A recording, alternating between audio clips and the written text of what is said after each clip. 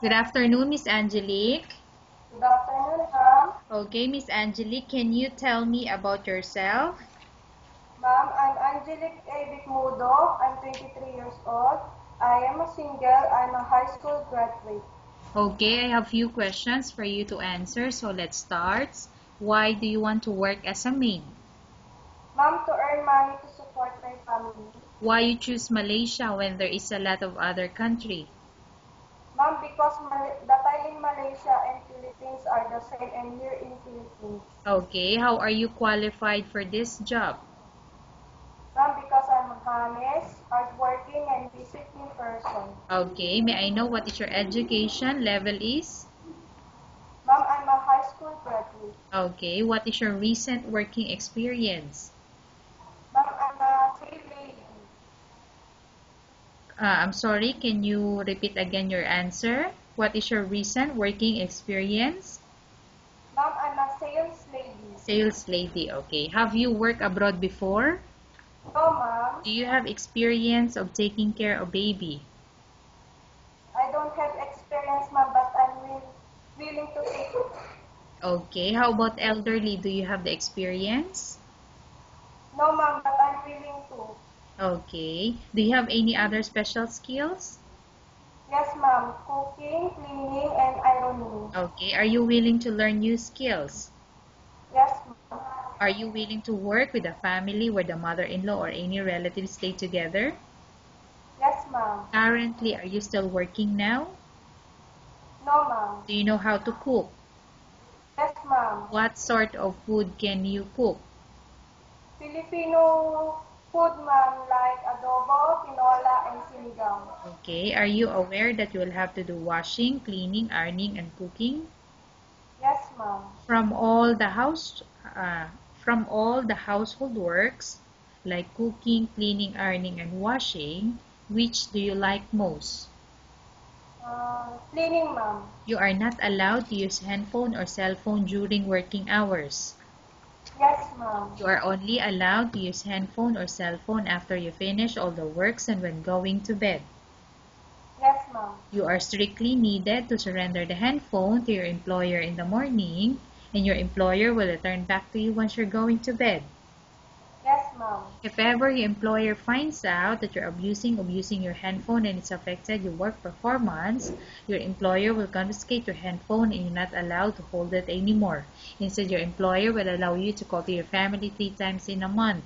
You're only allowed to bring normal phone and you're not allowed to bring smartphone. Do you agreed for the terms and condition?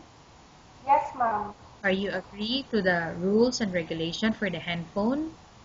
Yes, ma'am. How many years is the contract as you agreed and understand? 2 years, ma'am. Can you describe for me your ethics or your attitude? Ma'am, I'm kind, honest, polite, and hardworking person. Okay, how can you assure to us that you will work hard in Malaysia? Ma'am, I will work hard because I want to help my family in our finances, and I'm really dedicated to my job. Okay, can you promise not to use a telephone without the permission of your employer? Yes, ma'am. Can you promise not to put on makeup but to dress properly while work?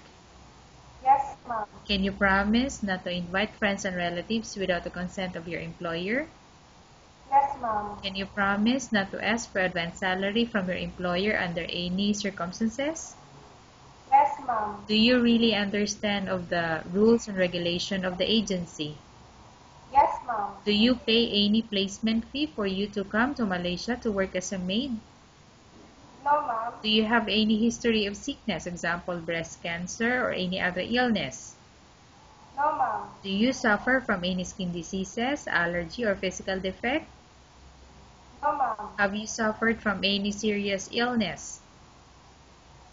No, ma'am. Do you smoke? No, ma'am. Do you have any tattoo in the body? No, ma'am. Do you take any prohibited drugs before? No, ma'am. Have you undergone any operation or surgery? No, ma'am. Okay, are you medically fit? Are you fit to work? Yes, ma'am. Are you in any medication?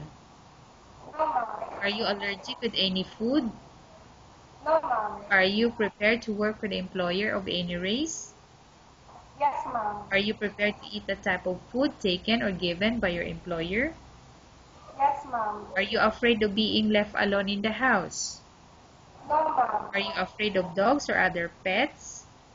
No, ma'am. Can you promise to work according to instruction from your employer? Yes, ma'am. Do you have any immediate family working in Malaysia? No, ma'am. Okay, Miss Angelique, we have finished our question section. Let's go to case study. I have a case study for you and I want you to answer me truthfully. Upon arrival in Malaysia within 6 months, if ever any of your family members pass away, what will you do?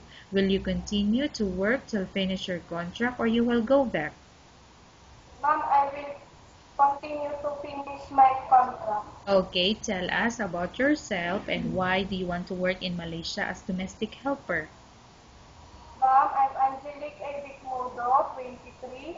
I am a single. I want to work in Malaysia to help my family. Okay, Miss Angelique, what do you want to tell to your employer who's watching your video? Ma'am, please choose me because I'm honest, kind, patient, disciplined, and hardworking person. I will do my job best and I will follow the rules and regulations that you will ask me to follow. Okay, thank you very much, Miss Angelique. We will update your agency if there's any selection made by the employer. Thank you, ma'am.